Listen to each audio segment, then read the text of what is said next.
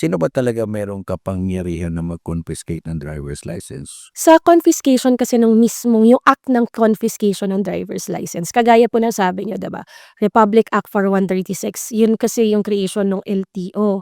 Sabi kasi dun, from LTO kailangan yung mga enforcers niya, yung mga tao niya, yun yung maaaring mag-confiscate.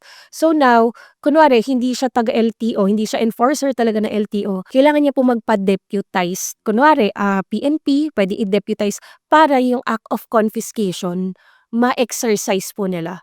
So, kung titignan mo talaga siya, nanggagaling yung power na yon mula sa LTO po, yung pag-act ng confiscation po, Iba naman kasi yung nag-i-impose ng fines, kunwari LGU, meron silang na-violate na traffic rule, puwede silang mag-impose ng fines pero not to confiscate, kasi yun po yung nasa Republic Act for 136.